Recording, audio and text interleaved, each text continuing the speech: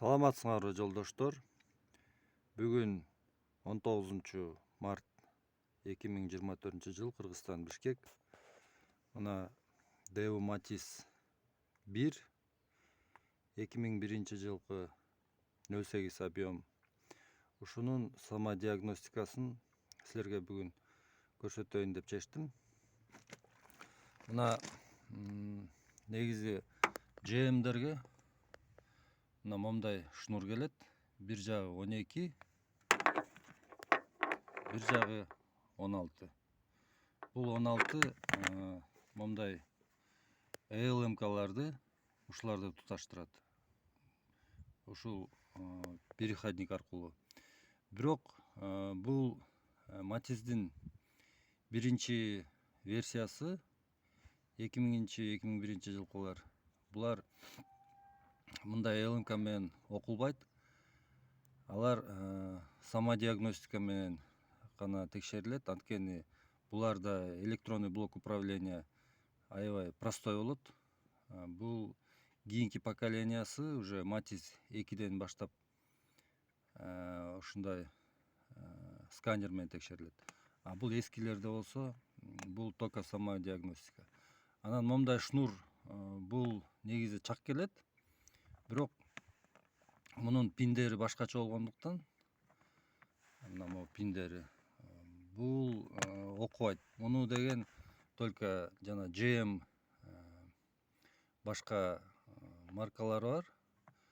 Алардыкы да 12 болуп кетет. Жана дагы бул российский машинелердики, ВАЗдардыкы жаңы мурда чыккан версиялары да. Жаңы инжектор болуп чыккан да версияларында ошол менен текшерсе болот. Ал эми Матиздики болсо мына момдай 12 пин кетет. Могул жерде турат. Так, азыр сиздерге жакшы көрүнүп атабы? Мына момдай 12 пин. Эми могул мен перемычканы эмнеге кошуп койдум? Анткени бул ушул перемычка бул А менен С деген перемычкасы ошо өзүндө жазылуу болот. Аркы бетинде бул жерден бирок жакшы көрүнбөй атат. Анан ушуларды перемычка кылганда бул машина самодиагностика болот. Ошондо ошибкаларын ушу менен текшерсеңер, көрсөңөр болот да. Так. Бул мен уже кошуп койдум атайын даярдап. Бул кандай деп окулат?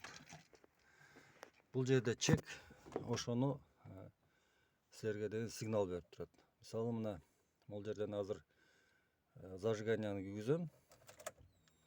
Мына чекти байкагыла. Мына жанып күйүп атат.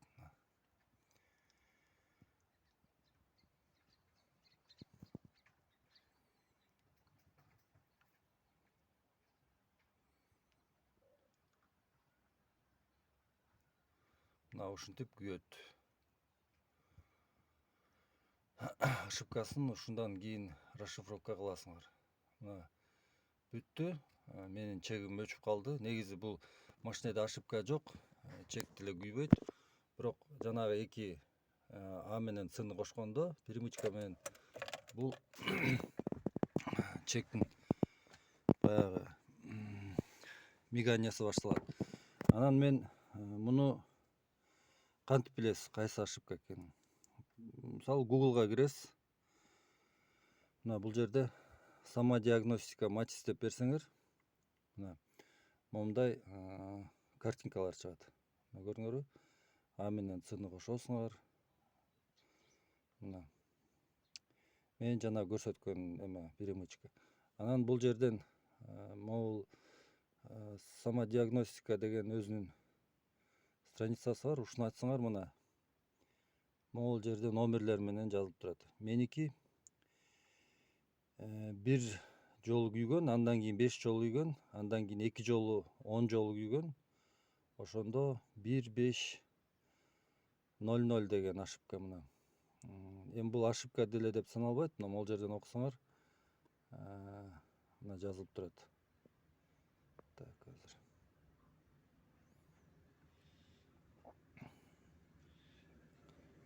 мына ошибка датчика температуры испарителя кондиционера дейт. Нормально, когда код присутствует на машинах без кондиционера. То есть менде мына ошо жазып атат да, бул чек күйө берет дейт, бирок бул өзүнө нормальный положениясы, то есть ничего страшного. Так, мына эми калгандарын болсо мына ушундай өзүнүн эмеси менен санайсыңар да. Анан мунун так, момундай коду менен мына момундай да окусаңар болот. Мына 10 жолу күйсө 0 болот, 1 жолу күйсө 1. Так, пауза, анан 5 жолу күйсө 5 деп саналат. Меники 1500 деген болуп чыккан да. Ошо мен сизге жаңы эле көрсөтпөдүмбү? Так, мына негизи Матизди ушундай амал менен самодиагностика кыласыңар. Так, и машинеңер билип аласыңар кандай болгонун. Бул эски Матиздерге. Эми билбегендерге может бул пайдасы тиер. Мына бүгүн ошол. Баарыңарга ийгилик. Сак саламатта калгыла.